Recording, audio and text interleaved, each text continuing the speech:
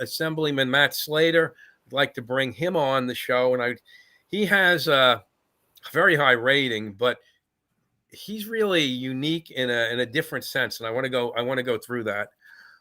So we are joined by Matt. Hey, thank you for coming on the show, Matt. Thank you, Mr. Chairman. Appreciate it. You're very welcome. Matt had one of the higher Conservative Party ratings, but he, like many Republican members, cannot be fully assessed based on the ratings. The reason is simply great ideas by Republicans never see the light of the day on the floor of the Assembly or Senate, blocked by heavy partisan politics and a hypocritical view of the state's multi-party system by the Democrats, or the simple fact that almost 50% of the state's population voted conservative or Republican, they want to ignore. So you could have Republican legislators like Matt coming up with great ideas to come in the form of legislation that simply because they're proposed by Republicans are ignored by the Democratic majorities, despite the fact, as I'm indicating, half the people of the state vote Republican. Shockingly, I think, but Lee Zeldin got 47% of the vote as an example. So, Matt, first, how are you doing?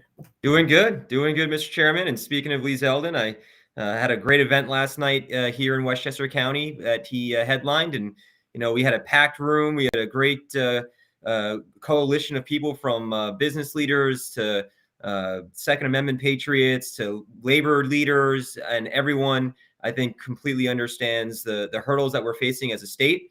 And I think they also completely understand why Lee Zeldin should be the governor of New York State right now and the different direction we'd be heading in. And so it was a great event. It was fantastic to hear Lee and his thoughts on the direction the state's going in.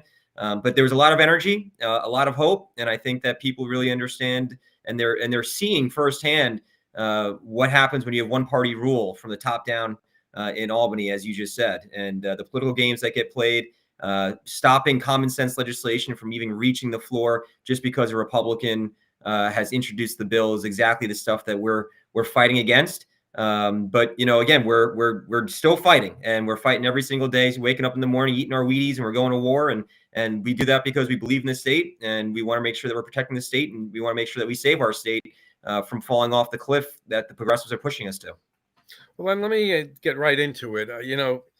I sometimes describe what is happening in Albany to our side of thinking as what could have been if we were controlling a part of the legislature, or simply more respected for our policy initiatives by the Democrats. What's your view of this whole concept of what could have been? You are a prime example of bills that are different that we would have wanted. Could you give us some additional thoughts on what could have been if we control the place? Just look at the financial state that we're in. Since one party rule has taken over the Capitol, they've increased spending by $60 billion. And I'll say it again, $60 billion with a B. And that's because when we lost the Republican Senate, which we held the majority for, we lost that firewall. And so they've gone on in this ridiculous spending spree. And as a result, we're now facing a catastrophic budget deficit. We have the first year, we're walking in this year with anywhere from a $4 to $10 billion budget deficit. And that's supposed to grow up to $36 billion budget deficit over the next 3 years. And let's face it, the only solution Democrats have is taxes. And it's not because they have to, it's because they want to. And it's the only thing that they can think of to fix their out of control spending. So I think that's the most blatant example of what happens when you have one party rule that the Democrats currently have, and what happens when Republicans lose their foothold and that firewall. We know that New York State is facing an affordability crisis. That's one of the top, if not the top thing that I hear about every single day, from whether you're a young family, whether you're a business owner, whether you're a senior. People are leaving this state in droves. They're voting with their feet. We lead the nation in outward migration because people simply can't afford to be here. And that's a direct result of one party rule that the Democrats currently hold up in Albany. But, we still are trying to come up with the right policies and the right solutions for the issues that we're facing, both as a state and as a country. Obviously, the out of control southern border is a major concern. I think poll after poll these days show New Yorkers recognize the migrant crisis is having a negative impact on their lives. And they don't even know the true cost of that, by the way. We had a brief this week, and Medicaid, which is almost 50% of the entire state budget at this point. They can't even tell us how many migrants have gone onto the Medicaid program, which is taxpayer funded. So we really don't know the true impact yet. We're not going to know it for a while. And so we really need to come up with some good solutions. Now, I've introduced legislation A73, A7319, excuse me. And that, listen, I obviously the number one objective needs to be to close the border and actually enforce our laws, because illegal immigration is illegal. But the state can only do so much. It's a federal issue. And one of the things that I found most egregious that my Congressman, Mike Lawler, informed me of was that they were handing out court appearances for those crossing the border that are 10 years away. Well, if you don't know who these people are, how are you going to find them and bring them back to court? It's a joke. And so the bill that I put in, like again, 7319, that legislation would require the state to fingerprint, to do background checks, and to track the people who are coming here through the migrant crisis, so that A, they don't fall victim to a broken immigration system on the federal level, but B, we have a right to know who's in our backyard. And we've seen too many incidents already of crime being committed. We had one individual down in New York City. I think he was arrested 14 times because of cashless bail. They kept spitting him back out onto the streets. And so we really need to know who is in our backyard. We need to make sure that we're keeping our community safe. I think that is our right as taxpayers and right as an American. And that's one of the pieces of legislation that I would hope, again, that the Democrats would allow on the floor, but they're, of course, not going to do that because it doesn't fit their political motives. And so that's one of the issues that we've been fighting very, very hard on. Let me ask you this, and you've been outspoken on immigration. You spoke about a few other key issues there, some of which we've issued memos on. One area that I know we issued a memo on is the purchasing of agriculture and rural acreage by the communist Chinese government, often in proximity to important U.S. military or national security installations. We came out very strongly for this bill. And then I noticed all of a sudden a weaker version pops up from the Democrats, who don't actually move that version anyways. But your bill sits there, and many other states, even with Democratic-controlled legislatures, adopted the exact same language of your bill. So Yep. What's that all about? I mean, first off, I think we have to take a hard look at what is happening in other states. We've had some very serious issues out in California, Oklahoma, and they all center around the communist Chinese party. And if you look at what we allow in New York State, there is no prohibition on any country of foreign concern from purchasing and owning property here in New York State.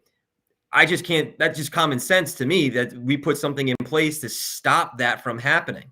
You know, we had an incident where you had the CCP, they found their a police headquarters in New York City, a CCP police headquarters. What are we doing?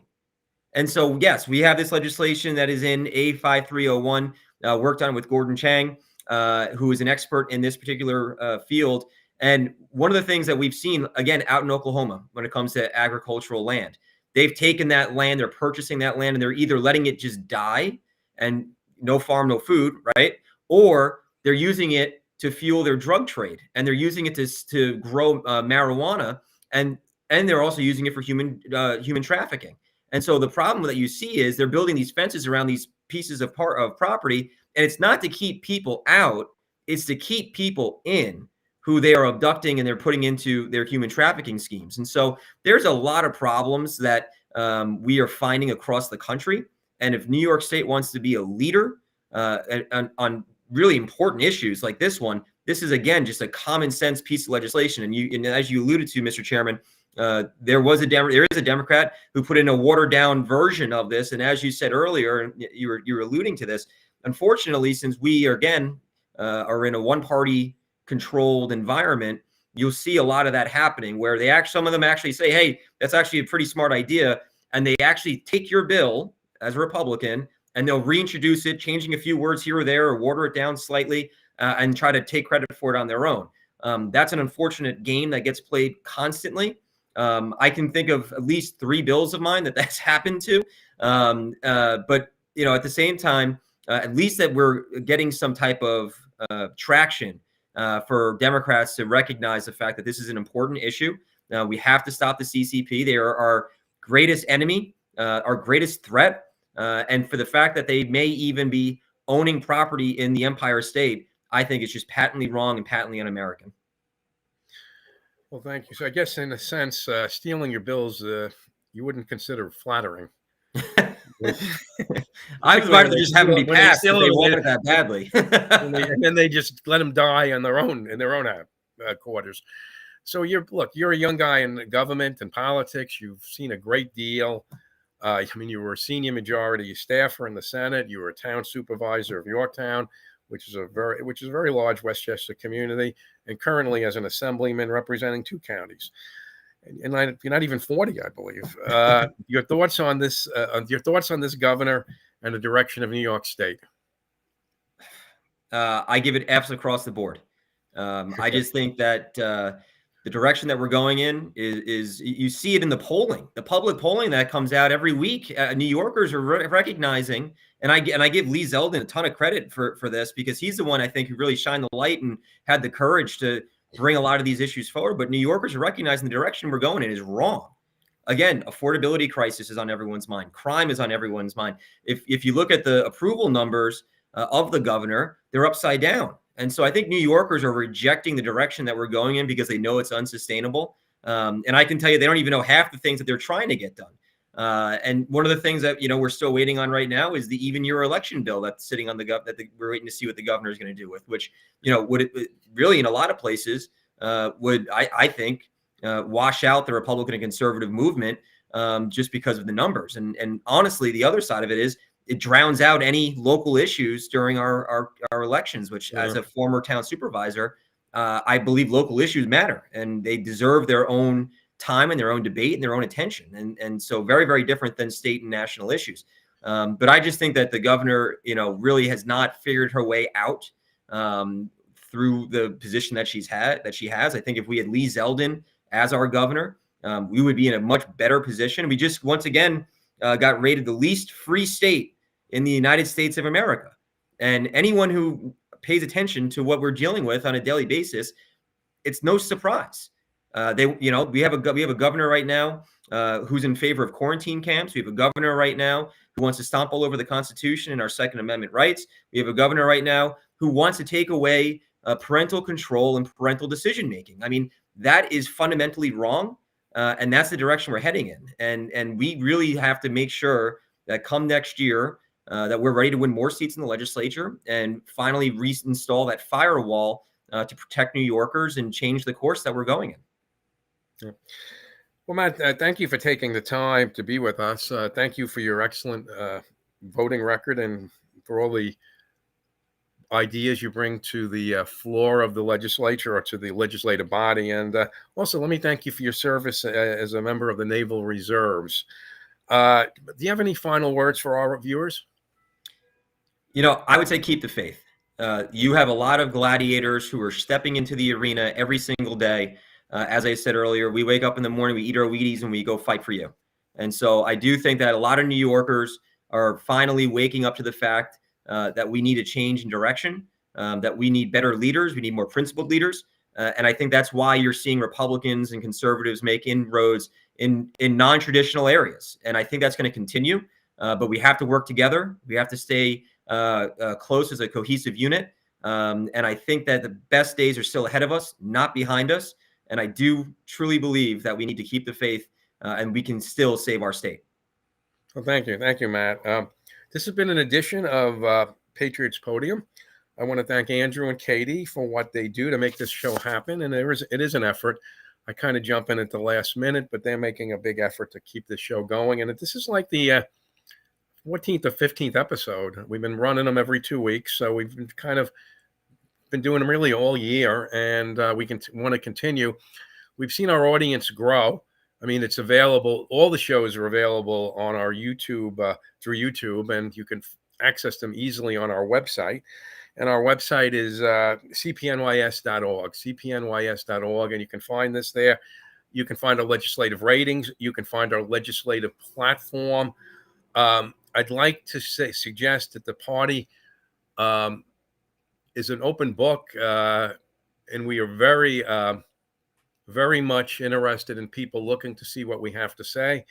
And we think many people will agree with us. So thank you all. And till the next episode. Thank you. Thank you, Mr. Chairman.